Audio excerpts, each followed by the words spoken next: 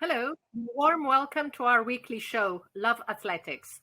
In this program, we bring you the latest highlights from our sport with expert input from different continental areas. Of course, the talk now is all about the Olympic Games in Tokyo, and what a wonderful week of athletics we've seen. We are delighted to have as our guest today someone who knows the Olympics really well.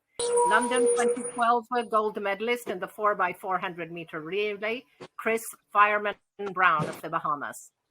Hello, Chris. It's wonderful to Hello, see you, and a huge thank you for joining us. no problem, and thanks for having me. And it's good to see you as always. Thanks. So let's start right away with our guest. First of all, Chris, you had a long and glorious athletics career, which included, as well as the Olympic relay gold in 2012, also at the Olympics, silver in 208 and bronze in both 2000 and in 2016, 16 years apart. How did you stay so long at the top? Well, I give all my credit and all my accomplishments to God. He allowed me to showcase my talent to the world, and that, along with good genes and eating healthy and eating right, was the right combination for success and also the longevity. So I give him all the praise and all the credit for my career and being able to share it with the world for all of these years. Wow. And that was the results I mentioned was just the Olympics, because, of course, you have relay golds from the World Championships, silver, bronze, and you have the full collection of medals in the indoor world champion in 210, but also silver and 3 times bronze. But tell us, Chris, what are you doing now? Now, as you mentioned that, looking back at my career, I really never really looked at it that way to see that I did all of that. But, I guess I was ahead of my time. But to say the least, um, I'm very grateful for it. Now I'm doing a little coaching. I'm a head coach now. I'm still putting in work. I haven't retired yet. If it wasn't for COVID this year, then I would have been in Tokyo last year and also again this year. But with the virus, that allowed me to just get some more rest because my body hasn't had a chance to really recover. So me now having the chance to rest and recover mentally and physically has given me a great boost of energy now moving forward. So I'm looking forward to hopefully going out for the 2022 World Championships in Eugene, Oregon, and just showcasing my talent to the world one more time before I really hang up the spikes. But for now, I'm just coaching along with training. And I also have a brand out now. So my brand is Phonetics. My business partner and myself, we have a line. We basically is an urban athletic wear. So we give out and distribute uniforms, spikes, bodysuits, you name it. So I'm trying to dabble and dabble with a little bit of everything, and hopefully sooner or later I'll be walking into a few different areas and arenas of my career and my life. Wow. Well, I'll definitely be rooting for you to be competing in Eugene next year, Chris. I would just love that. And I'll make the trip just to see you there. Thank you. Oh, if I'm not there and running, hopefully I'll be there commentating. Hopefully we can form something and be in Eugene commentating. But I look forward to being in Eugene anyway. Oh, fantastic. That's really good. Uh-uh. Yes, thank you. Now, Chris, you're one of the coolest people I know, but on the track, you were a fierce competitor. And also, I was amazed to learn someone who would trash talk his opponents before a race. Tell us about that aspect of Chris Brown. Well, on the track you have to create a different type of personality. On the track, you cannot be the same person that you are off the track. So off the track, I'm a soft, quiet, calm guy, but on the track, I'm a fearless beast. And sometimes, I have to talk trash to my competitors because I have to get them out of their comfort zone, and I use it to my advantage. Some of them like it, and some of them don't. But at the end of the day, I'm only 5'9". I'm going up against 6'4", 6'6" guys, So I have to use all my strategies that I can probably possibly pull out the basket. So anything that I can use to get a slight little advantage over my competitors mentally, I would take full advantage of doing that. Thank you, Chris. Now, let's look at some quick facts from Tokyo before we come back to our guest. So we had 3 sumptuous world records established in Tokyo. Triple jump women with Yulimar Rojas, 15:67, improving Inessa Kravetz's marker from 1995 by 17 centimeters. Second, Patricia Mamona of Portugal also went over 15 meters with 15:01. And in third, Ana Peleteiro of Spain, 14:87, a national record. Ana is Rojas's training partner, so double success for their coach, legendary Cuban long jumper Ivan Pedroso. Then 400-meter hurdles men with Karsten Warholm, an amazing 45:94.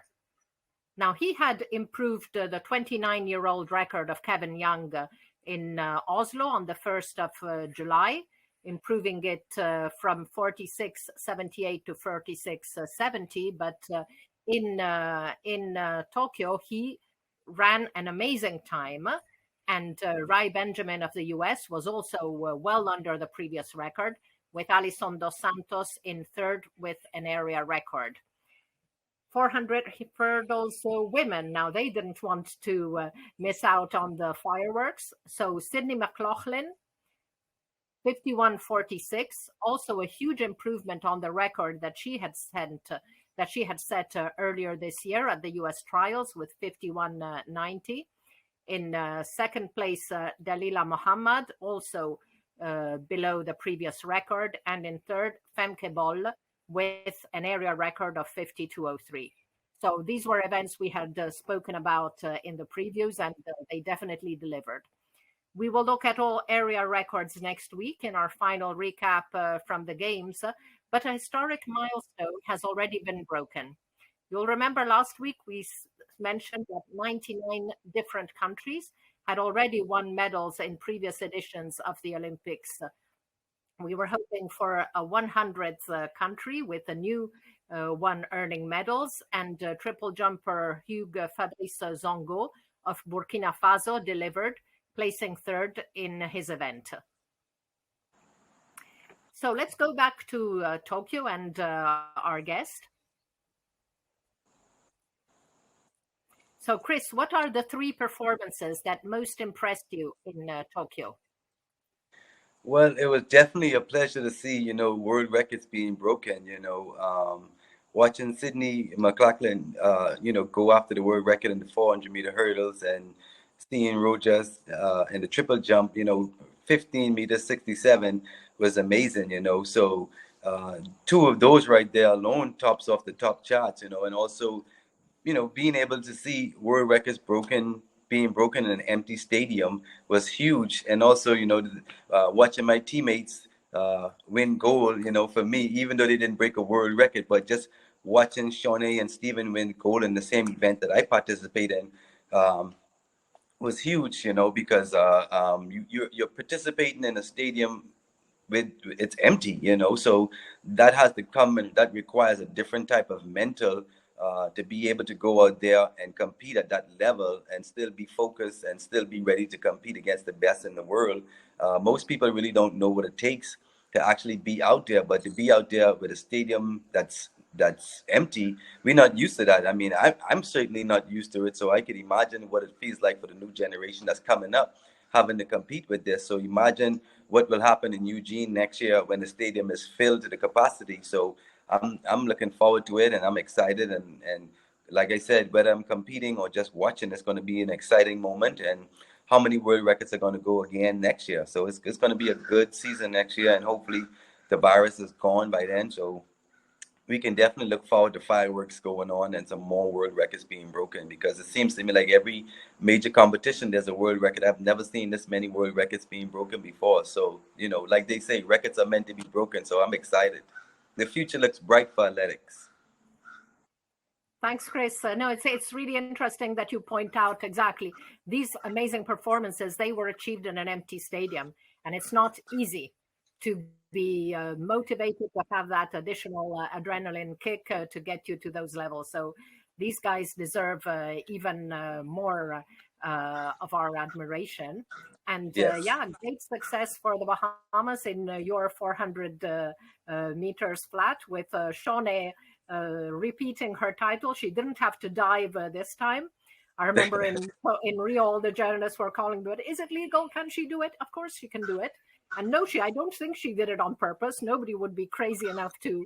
She just basically lost her balance trying to lean into the line.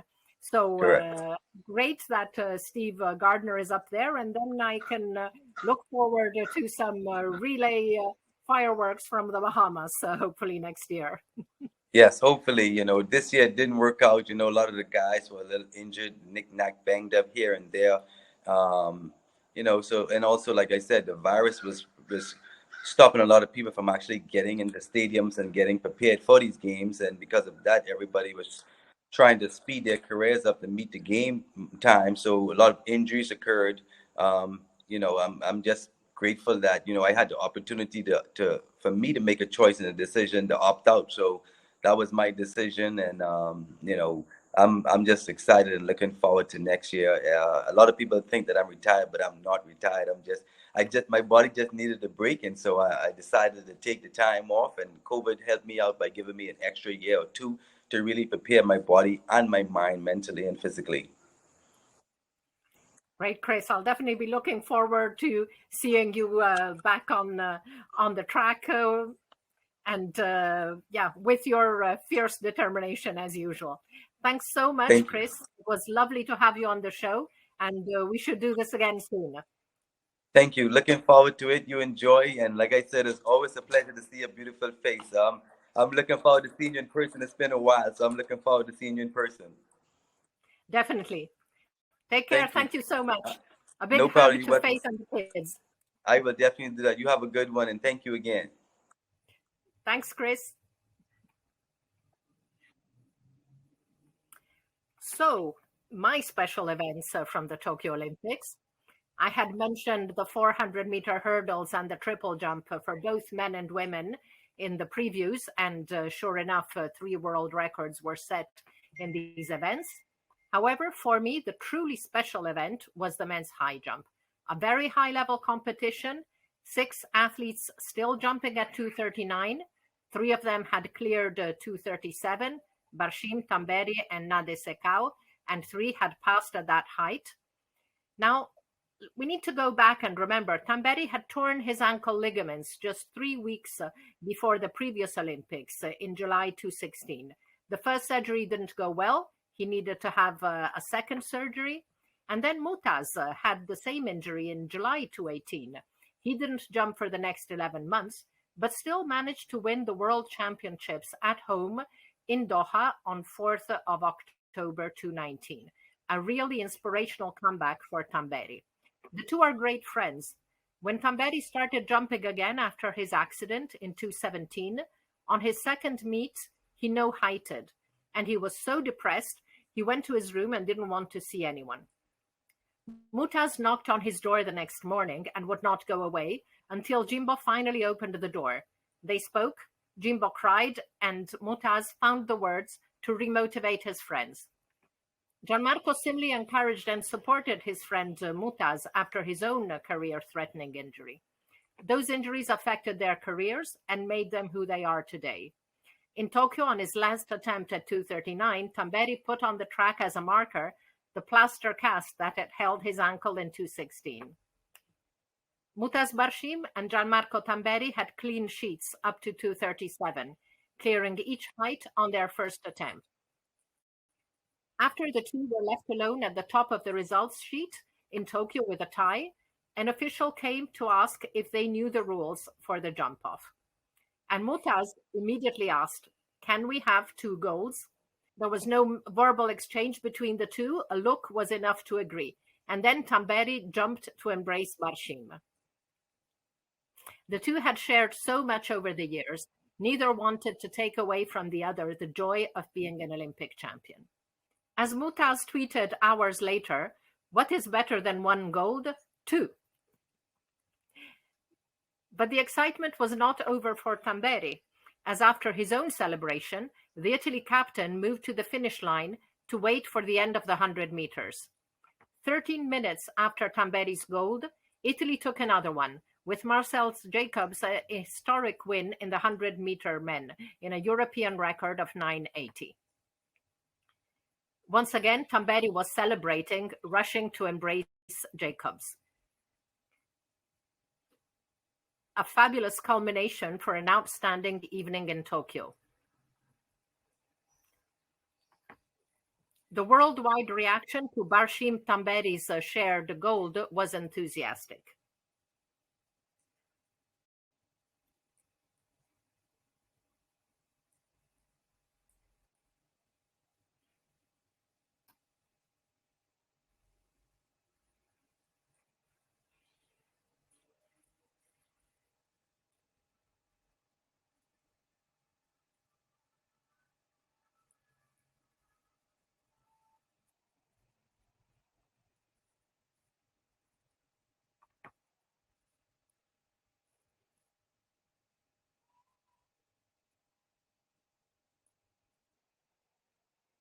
We also have a reaction from Andrea Bongiovanni of Gazzetta dello Sport to Italy's Super Sunday with the goals for Gianmarco Tamberi and Marcel Jacobs. Domenica 1 agosto 2021 si è fatta la storia dell'atletica italiana. 2 ori pazzeschi, incredibili nel giro di meno di un quarto d'ora. Prima quello di Jimbo Tamberi nel salto in alto, poi quello di Marcel Jacobs nei 100 metri. 2 delle gare regine, se non le gare regine dell'Olimpiade. Jimbo a pari merito con Mutaz Barshim e non ci sarebbe stato podio più bello, con 2 grandi amici, uno a fianco all'altro a condividere il trionfo che segna una carriera. Poi, poco dopo, quello per certi versi inatteso ma comunque meritato di Jacobs nei 100, sbaragliando tutta la concorrenza, statunitensi compresi, anzi loro in testa, con un 9,80 che ha segnato nuovamente il record europeo e chissà per quanto tempo potrà rimanere negli annali. Tamberi e Jacobs, Jacobs e Tamberi, come una volta Mennea e Simeoni, 2 uomini per la storia dell'atletica italiana. Other journalists, photographers, and former stars have also shared their reactions to the events in Tokyo. Let's take a look. So in the 100 and 200 meter women, Jamaica had huge success, a podium sweep in the 100 meter and a repeat double title for Elaine Thompson-Herah. Let's listen to our good friend Andre Lowe from Jamaica, the Gleaner. Right, so absolutely amazing performance from Elaine Thompson-Herah in the 100 meters here at the Tokyo Olympic Games, of course in the 200 meters, where she repeated her performances from the Rio 2016 Games, claiming gold in both events. Of course, becoming the first woman to do so. I think, for a lot of Jamaicans, for a lot of individuals, it was a bit of a surprise, given her performances over the last few years. Certainly since the Rio 2016 Olympic Games, she has really not been able to replicate those, top-level performances and challenge for positions on podiums, largely because of that Achilles problem that she has been enduring over the past few years. Thankfully, she seems to be over those for the most part, and so far been able to produce some really excellent performances, amazing times as well. That gives a little hope that perhaps we will soon see those records in both the women's 100 meters and 200 meters being challenged. A bit of a mixed emotion too for many Jamaicans. In winning, Elaine Thompson did, of course, prevent Shelly-Ann Fraser-Pryce, the darling of Jamaica's female sprinting, from getting that 3rd Olympic gold medal.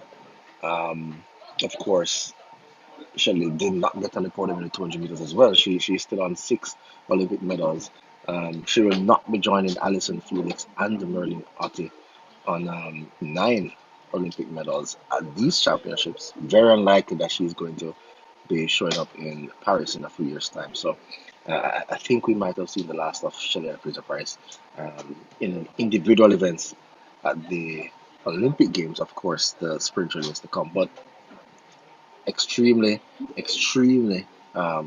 happy for Elaine Thompson-Herah. She has been through so much over the past few years, so many injuries, a lot of criticism, unduly so, unfairly so, given the ankle issues, the Achilles issues, sorry, that she has been suffering. So big step forward for international female sprinting, and I think from here, she did tell me that she is now ready to dominate.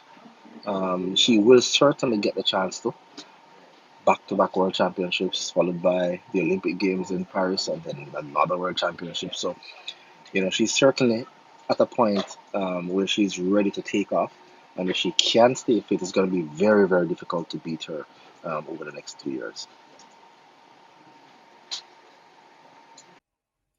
In the 3,000 meter steeplechase, Ugandan Perot Chemutai took the gold. Now, we must remember that the first time that the 3,000 meter steeplechase was contested at the World Championships in 2005, gold also went to a Ugandan lady, Dorcas Nzikuru. But there had been no such success since at World Championships or Olympics. So Sandeba Shaija, formerly of the Daily Monitor, was very much enthusiastic about Perot's success. Before the women's steeplechase final, I wrote on social media that Peruth Chemutai is one of the most technically gifted runners I've ever seen. I mean, the way she flies over the barriers, especially the water jump, is so amazing. But honestly, I didn't expect her to win the gold. Probably I thought she would come out with the bronze, or at most silver. But wow, the girl delivered one of the most clinical races you'll ever see. And I know the Kenyans must be very bitter, but their misery is our joy.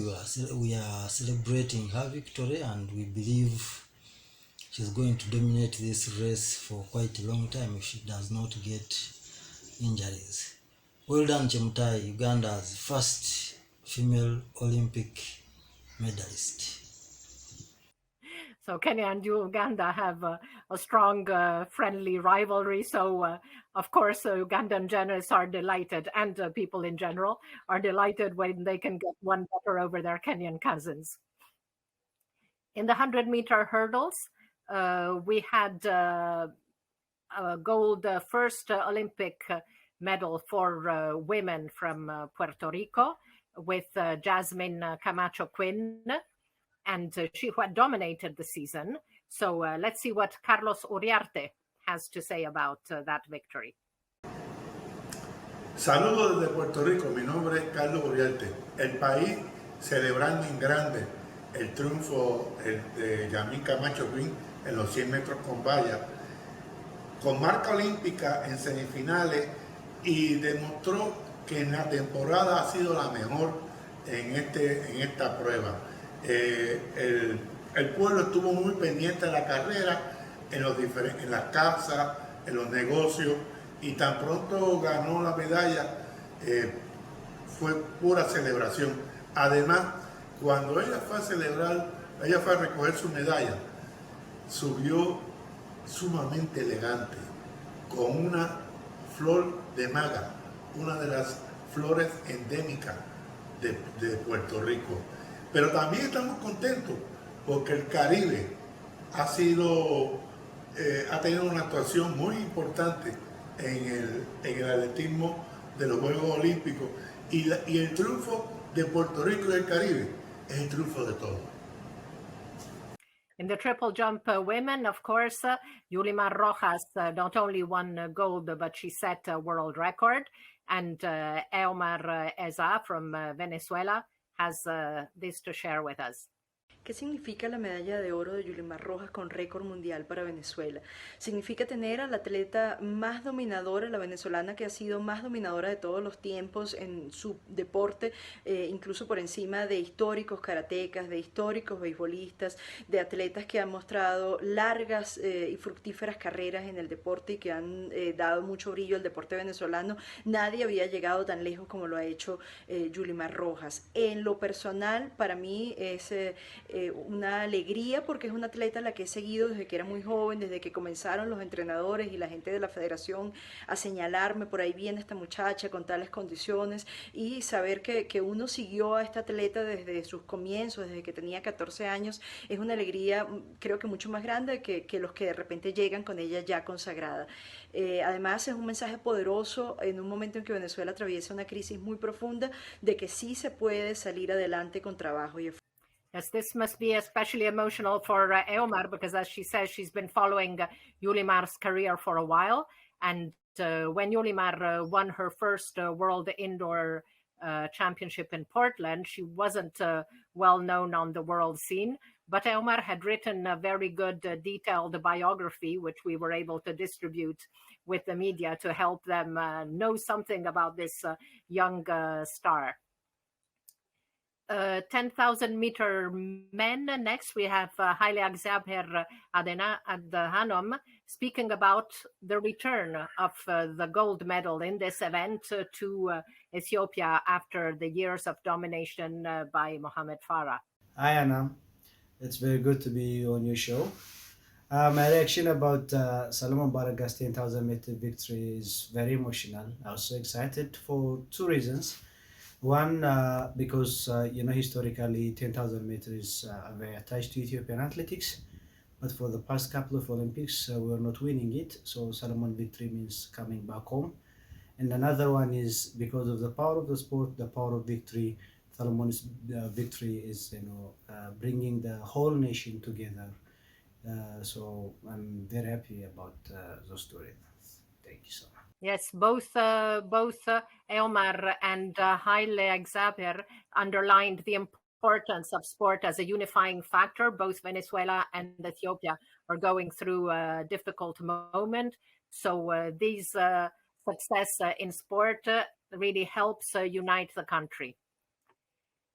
Men's 3,000 meter steeplechase.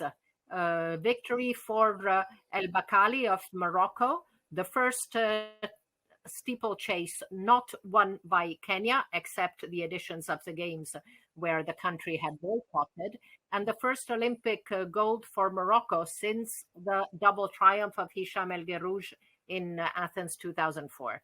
Let's listen to Mohamed Ben Shrif. Bonjour. Vu la consécration hier de Soufiane Bakali, champion olympique sur l'épreuve du 3000 steeple, on est très très heureux ici au Maroc. C'est la joie, c'est la fête. Surtout que la médaille d'or de Soufiane est la 7e du Maroc dans les Jeux olympiques en athlétisme, et il est venu 17 ans après le doublé historique de Hicham El Guerrouj à Athènes. Tout le monde est content et tout le monde félicite à travers les réseaux sociaux ce jeune champion. Et comme d'habitude, Sa Majesté le roi Mohamed VI a tenu à féliciter le champion olympique et à saluer cette consécration, et il a encouragé le jeune champion pour réaliser d'autres exploits, soit aux Jeux olympiques ou au championnat du monde d'athlétisme. So in the 400 meter hurdles, Karsten Warholm set a fantastic world record, and Steinar Hohn, multiple finalist at the World Championship and Olympics in the high jump, now Oslo meeting director, had seen Karsten break that record in July. So let's see what he has to say about the way it was smashed in Tokyo. Hello, I'm Steinar Hohn, the meeting director of the Bislett Games in Oslo, Norway. I just wanted to say that after watching Karsten, I'm still in shock, and it's been 3 days now. What he did with his incredible gold medal and his world record under 46 has turned Norway upside down. It's the only thing the newspapers are writing about, and people are actually comparing him to the biggest performance in Norwegian history before that in sports, and that's when Roald Amundsen discovered the South Pole. So no other athletes are even close on the performance. So we have to go back to comparing him to the explorers back in the early 1900s. That is fantastic. Karsten's record is such amazing sporting achievement that the only comparison worthy of it is Roald Amundsen, epic explorer from Norway. Fantastic. And now let's have reactions to the men's high jump from Qatar, from my friend Abdullah Al-Mullah, journalist and media director at world events in Qatar for many, many years. This year Olympic is very special for Qatar and its youth, as for the first time we have achieved a gold medal in track and field high jump. We are very proud of our athletes, Team Qatar, and Mu'taz Barsham for all his dedication and hard work. He successfully displayed the Olympic values of the true sportsman spirit by sharing the gold medal with the Italian athlete Gianmarco. This comes after 3 attempts in Olympic, showcasing his hard work and tremendous efforts. Thank you. In the discus throw men, of course, the first 2 spots were trusted by Sweden with Daniel Stahl and his compatriot, but Lukas Weiss-Heidinger in 3rd place achieved the first Olympic medal for men for his country. So let's see what our good friend Olaf Brockmann of Kronen Zeitung, press commission member, press delegate for many years, has to say about Lukas Weiss-Heidinger. Incredible discus throw final it was in Tokyo, and the Austrian Lukas Weiss-Heidinger, good friend of mine, wrote huge history for Austria. He is the first one ever in a men's event in athletics in the whole history of the Olympic Games to medal. That means in 125 years since Athens 1896. That is huge history. In a winter sport country like Austria, it's normal that they medal year by year in World Championships or in Olympic Games, but not in athletics. And there was a huge pressure for Lukas Weiss-Heidinger, as he announced very clearly his only goal is to medal in Tokyo. And it was a thrilling event. During the event, he was even in the lead or in the 2nd position. And before the last round, he was in 3rd position with 67.07 behind Daniel Stahl and Simon Pettersson. Finally, in the last round, the Australian Matthew Denny achieved 67.02, just 5 centimeters short to Lukas. But he won the medal and he deserved this medal. So he is a legend now in Austria, in a country of winter sport. And our final reaction is for the 4x400 mixed relay from Aleksandra Schmigel of Poland. First time this event was contested at the Olympic Games. The Polish gold for mixed relay, it was actually incredible and amazing experience, not only for me as a photographer, but about also for every fan from Poland who support our team.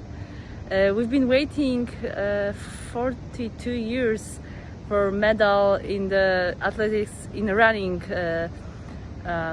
competition. So it's a huge, amazing gold, and we are very, very happy.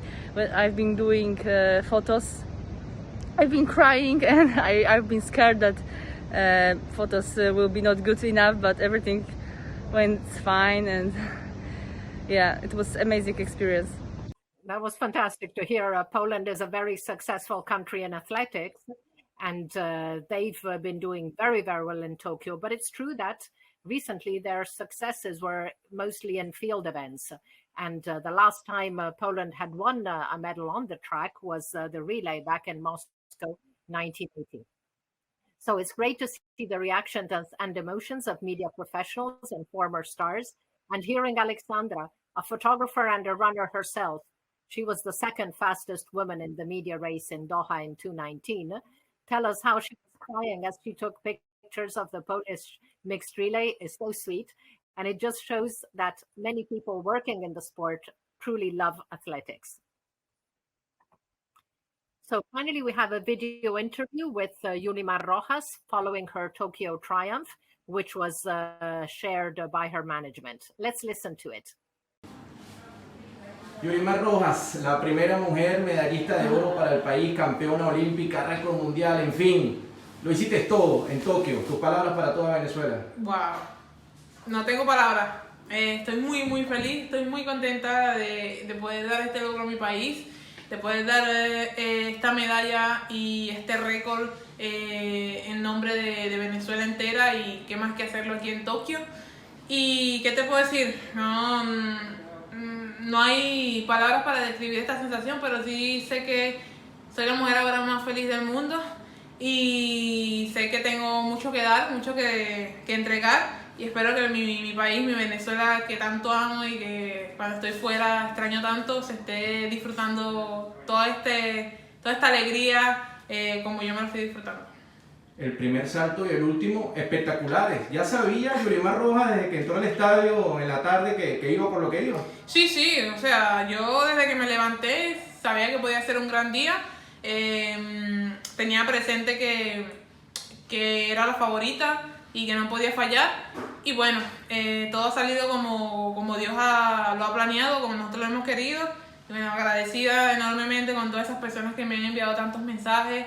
Agradecida con todas las personas que forman parte de mi grupo, de todas las personas que han aportado un granito de arena para que esta causa se haga realidad y que este logro se vea presente hoy aquí, 1 de agosto en Tokio.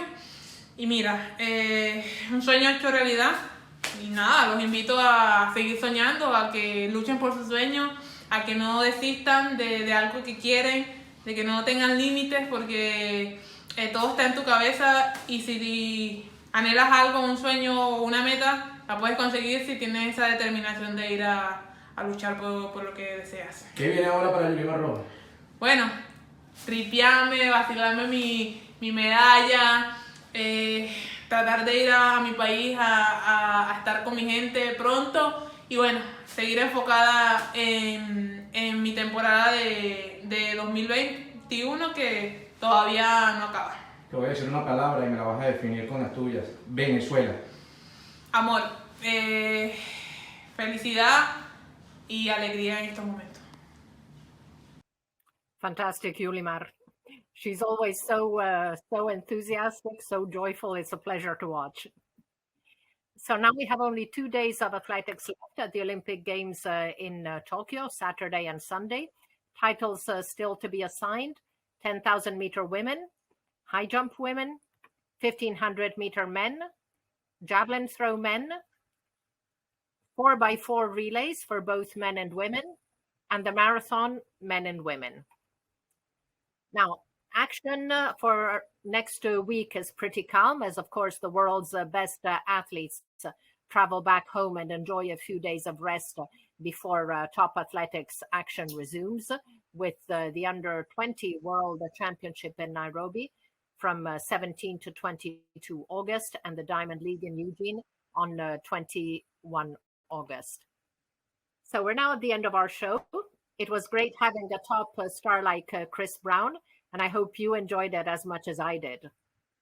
Thank you all for watching, and see you next week on Love Athletics to look together at the highlights, comments, and analysis on the final days of action at the Tokyo Games, and for a review of these amazing Olympics. Thank you. See you next week. Ciao.